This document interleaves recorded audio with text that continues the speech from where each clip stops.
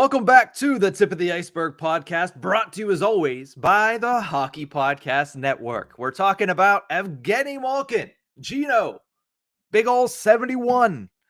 We're still a little far out from his return. He's not getting closer. Well, he is getting closer every day, but he's not dangerously close to a return. He is still not even returned to practice with the Pittsburgh Penguins in a non-contact form, which is expected to be the next step. We just don't know when that's going to be, but we finally do, for the first time since the preseason, have an update on Evgeni Malkin's status, and it's a positive one as well. Last week, Mike Sullivan said that Malkin is making great progress in his rehab. In an article for Pittsburgh Hockey Now by Shelley Anderson, she quoted Sullivan in saying, quote, "We're really encouraged with the progress that he is making. We're excited, and I had an opportunity to see him the other day and was really encouraged with his strength on the ice and how he's progressed." So, with that being said, Horwat, the Penguins right now, for the first time basically all season these past couple of games, have had a fully healthy lineup minus Evgeni Malkin. And we've seen them start to win hockey games. We've seen them over the last 7 periods play much, much better. Now you get this Evgeni Malkin news. It's trending upward for the Pittsburgh Penguins, no? Definitely trending upwards. You go 2 straight shutout victories, a good second half of a Buffalo game that you lost, but a good second half. Like I said, 2 shutouts. You go into Winnipeg. Hopefully you have a good game there. You go into the little Thanksgiving break. You have a nice little dinner. And things look to be trending upwards because Malkin gets himself closer and closer.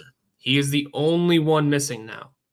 Everyone's cleared COVID protocol. Everyone's returned from their injuries and off-season surgery in Crosby's case. Everyone is back. This is what our lineup should be looking like. Brian Boyle is already out of it. Yeah. Didn't see that one coming, but here we are. Kind of don't hate it, I guess. I don't know. No, I don't mind Simone being in there instead of Boyle because, I mean, you see what you needed in those games where you're getting fubbed by the Senators and the Capitals. You needed more Simone than you needed Boyle. Yeah, not that Brian Boyle is a bad player for us this year either. It's just his center spot's gonna just be flip-flopped, I think. I mean, I don't know. I'm not the coaching staff. I'm not part of it. I don't know what their decision making is behind old man Brian Boyle, locker room glue Brian Boyle. But for now, he's out of the lineup for Dom Simone, to the chagrin of everybody. But hey, again, clearly it worked. He's only been gone for 2 games, right? Yes. I don't know if he played in the Buffalo game or not. I can't remember. I don't remember either. But as of my knowledge and as of this recording, 2 games without Brian Boyle, 2 shutout victories. We have found the key to victory, apparently. Sadly. But, I mean, once Evgeni Malkin slides back into this lineup, I think that was the real answer. Like, yeah, Brian Boyle wouldn't be in the lineup there because you're slotting in Crosby at 1, Boyle or Malkin at 2, Carter 3, Bluger 4. And all is right in the world again. But I don't mind what we have now. As long as things are going well, we're trending upwards, like you said, and Malkin's coming back. Yeah, time has kind of erased a little bit of what we saw from Evgeni Malkin last year, but with no knee, he was the best player for the Pittsburgh Penguins in the playoffs. And I understand that, coming off a knee injury, he's not gonna be great right off the bat, but there is a chance that he comes back and he is that player that we saw in the postseason last year. If all these Penguins returning has taught us anything, it's that no one's going to be good right off the bat this year. No. Just tell it like it is. No one's going to be good straight away. It's going to take some time to grow into. There's going to be some growing pains. But, I mean, Malkin is a different beast most of the time. Yeah. I think this is the first time we've had a real Evgeni Malkin discussion in a long time. You said he looked like the best player on the ice with 1 friggin' knee. Yeah. Yeah, I think maybe that was just a hunger thing. I don't know what the rest of the team. I mean, the team looked fine. Tell it like it is too. We don't need to rehash that entire playoff series, but the Pittsburgh Penguins outplayed the Islanders and just couldn't win games because they had bad goaltending. Yeah, but that's turned it around. Well, so now let's get a hungry Malkin flying back into this roster, fully healthy knee, 2 knees, maybe 1.5. We don't know what's going on with that other one forever now. Yeah, 1.5 knees, 1.5 elbows. Yeah, his other issue, I guess. Yeah. Let's see what we get out of a 75% of an Evgeni Malkin these days. On a contract year. Let's not forget about that. His contract is no. up after the season. I mean, Not we a don't need to get into that because that is definitely not an issue for right now. Let's wait till he gets back and see how he plays before we even bring that up in actuality. But Pulling up cap friendly is a down the road situation. Just for those don't do guys. it. Yeah, just don't even pull up cap friendly at this point. I don't want to look at it anymore. We're in season. I know we're cap compliant. So until we make a trade or we're needing to make a trade and there's serious rumors, I will not look at cap friendly. Yeah, which a trade is just a whole nother conversation to have for another day. But man, this team looks good right now. I always feel weird about trades. Like, they have to happen. They're going to happen. Yeah, but but then you look at a Hextall roster. has not made a lot of moves. And then you look especially in season. Yeah. You take a glance at our roster and you're like, who do you want to move on from right now? Underperformers? We don't have too many at the moment. And you certainly don't want to trade draft capital. Yeah, and even if one of your underperformers, say Jason Zucker, do you really want to trade him right now? No, I've liked what I've seen from Jason Zucker this season. I know some people haven't, but I've really liked the performance of Jason Zucker. And to be honest, with that, I think we should move over to the second half of this conversation with Evgeni Malkin. I mean, obviously, when you ask where does he slide in at, clearly he's going to be the second line center, as you mentioned, and he's going to be on the top power play. That's not a question. That's not a debate. Who are his line mates? That's something that we can get into. And let's start with Jason Zucker. He's currently on the second line with Jeff Carter. Do you keep him on the second line when Malkin returns? See, that's hard. That's hard because I don't think you do. You don't? No. The way that he played with Evgeni Malkin last year was not good. I mean, Zucker himself said he had a bad season.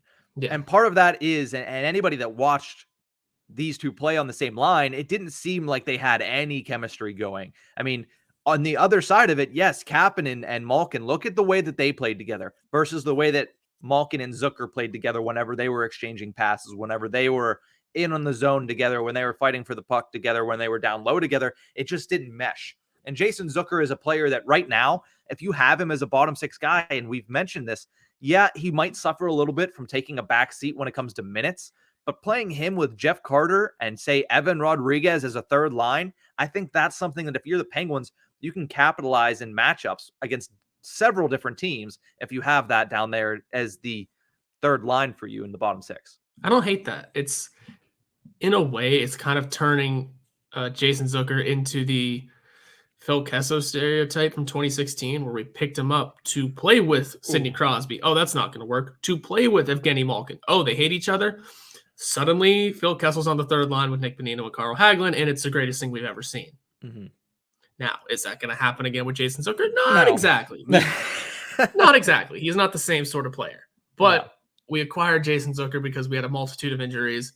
We stuck him with Crosby. That worked. Worked out pretty well. For some reason, we didn't keep with it. I think just because everyone got healthy and other players worked better. And we stuck them with Malkin. Oh, they didn't work well together? Not that they don't like each other, but they didn't work well together? All right. Malkin's out. Jason Zucker is playing great with Jeff Carter. Hey, we found our third line winger now. Just the way the cookie crumbles in this town, I guess, with these wingers. It's you can score goals. You're a great player. And it's a big old fat contract to sit down on the third line. But you know what? We've seen it work before, and that relayed into a championship for us before. That line didn't last a second year as much as we wanted it to. No. But it brought us some great moments between Kessel and Malkin for the 2017 run. And hey, those two figured it out. So maybe just sticking Zucker on the third line with Carter is what's best for business and best for the team. And who knows what comes of it. I don't know about the idea of Rodriguez down there. I like it. I don't hate it. I think that's the best spot for him. I think when Malkin comes back, the logical name that comes out of the lineup is Dom Simone. Yes. And I don't break up the current fourth line. Yep. I don't break up the current first line. And if I'm looking at the second line, Kasperi Kapanen stays with Evgeni Malkin, clearly because of what we saw. And I would put Danton Heinen with Evgeni Malkin. Don't hate that. The Pascal Dupuis prototype. Yeah, no, and when it comes to Jason Zucker, to close that up, the only similarity between him and the only connection between him and Phil Kessel is Alex Galchenyuk, because he Hell was in yes. the middle of that. So, yeah, I don't liken those two together very much. And if I do, it's because Alex Galchenyuk was traded for each of them. If anything, also it might just turn into they both had a similar trend with this lineup. Yeah, Kessel's happened much faster though. Yeah, Kessel's happened within a year, Mhm. whereas Zucker's we kind of had to slow burn this. Yes, yeah. And we're realizing what we've got. So Kasperi Kapanen, I think we're both in agreement that is probably the easiest decision Mike Sullivan is going to have to make whenever Malkin comes back, is putting him alongside Cappy. Yes, open and shut case next. I mean, the rapport that they had was great. So you have to hope it's still there, though. Yeah, but still, I mean, even Kapanen's speed game easily complements Malkin's style. And we've seen Kapanen not get off to the greatest of starts. Yes, he had a hat trick in the one game. Yes, he's played well in certain instances, but I feel like, and I don't want to say this because I know people might get on my ass for it, but I feel like the tendency to get lazy on a shift here and a shift there, I think if there's two of them on that line, which Malkin also has that tendency sometimes, if there's two of them on that line, they're not going to be able to do it. Because if you look at who Kapanen's playing with, Jeff Carter seems like he's just consistently playing at the same level the entire game. And then Jason Zucker is the Tasmanian Devil. How many Cartoon Network characters can I compare Jason Zucker to this season? Too many already. I don't know. It's yeah. I think everything you're saying is making sense too. It's a good problem to have. Yeah, absolutely. So the only other question would be who's on the other wing, and I said Danton Heinen. You said you like that. I mean, why do you think, other than the fact that it's Pascal Dupuis, why do you really like having Danton Heinen have that opportunity? Because Danton Heinen has also really proved himself this year. He has. I agree. We have gotten Boston Danton Heinen like we wanted. We haven't gotten Anaheim Heinen. We got the Bruins prototype, who he's not the grimy player that Boston produces, but he's got that weird, interesting depth scoring ability. Sure, he may not post more goals just because he's on the second line, but more opportunity usually leads to that. And he just turns into a player that's the bumper and the grinder on that line. He's the one that you look at and you figure he's basically the Evan Rodriguez of last season for that Crosby line, where it's what's he doing here, but it's somehow okay for sometimes. I think it's a little bit more okay for Heinen. Yeah, but Heinen, you realize, will work out a little more. He's an established NHL name for sure, but I think the fact that he was one of the goal leaders for this team also leads a lot into, hey, this guy can do something. He's able to perform at an NHL level. Now let's stick him with one of the best players in the league, and see if things continue to trend for him. Yeah, it's a good idea. I also just don't know who else you could put there, because you're not taking Heinen out of the lineup at this point. No, you're not. I mean, clearly Simone is the guy that comes out of the lineup. So the question then becomes Zucker, Rodriguez, Heinen alongside Malkin and Kapanen. That's basically the conversation piece. Unless you want to break up that fourth line, then maybe put Brock McGinn up there. But I don't think that Mike Sullivan wants to break that fourth line up. I think he likes that fourth line as much as he liked the Zach Aston-Reese, Teddy Bluger, Brandon Tanev line last season and the year before that. So what did we do? What did we say the McGinn signing was? Oh, we're just shifting around Tanev into McGinn. All right. And guess what? That's exactly what we did. Yeah.